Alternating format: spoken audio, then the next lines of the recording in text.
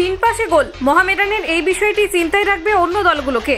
চ্যাম্পিয়নের মতো Kolkata football league শুরু করেছে মোহামেডান স্পোর্টিং ক্লাব। ওয়ারিকে 6-0 গোলে হারিয়ে টুর্নামেন্টে অভিযান শুরু করেছে সাদা কালো ব্রিগেড। লিগের প্রথম ম্যাচ মোহামেডান স্পোর্টিং ক্লাবের খেলায় আগামী দিনে আরও বদল আসবে। তবুও প্রথম দিনের নিরিখে তাদের খেলার একটি দিক চোখে পড়ার মতো। সাদা কালো ব্রিগেডের খেলার একটি দিক টুর্নামেন্টের বাকি দলগুলোকে চিন্তায় রাখতে পারে। আগামী দিনে দলের খেলা আরও জমাটি হবে বলে আশা করা হচ্ছে। তবুও অল্প সময়ের মধ্যে ছেলেদের মধ্যে যে বোঝাপড়া তৈরি হয়েছে সেটা চোখে পড়ার মতো, বিশেষত আক্রমণ করার ক্ষেত্রে। মাঝমাঠ ও আক্রমণ ভাগে মোহামেডান স্পোর্টিং ক্লাবকে অনেক বেশি সংঘবদ্ধ দেখিয়েছে। ওয়ারির বিরুদ্ধে ম্যাচের ষষ্ঠ গোলের সময় সাদা কালো ব্রিগেডের মধ্যে বোঝাপড়া ছিল স্পষ্ট। সেট পিস পেয়েছিল মোহামেডান স্পোর্টিং ক্লাব।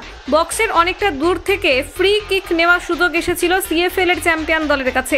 ম্যাচের শেষের দিকে ফ্রি কিকটি পেয়েছিল মোহামেডান স্পোর্টিং ক্লাব। ডান প্রান্তের কাছে পেয়েছিল ফ্রি কিক। সরাসরি শট কিংবা লং বল না খেলে নিজেদের মধ্যে পাস খেলে এসেছিল গোল। 3টি পাস খেলে প্রতিপক্ষের আক্রমণ ভাগে প্রবেশ করেছিল ব্ল্যাক প্যান্থাররা। এরপর লাল থাম কিমার গোল। ওয়ারির রক্ষণ ভাগের ফুটবলাররা কিছু বুঝে ওঠার আগে হয়েছিল এই গোল। সময় যত এগোবে মোহামেডান স্পোর্টিং ক্লাবের ফুটবলারদের মধ্যে বোঝাপড়া আরও ভালো হবে, তখন আরও ধারালো হতে পারে তাদের আক্রমণ। কলকাতা 24/7.in।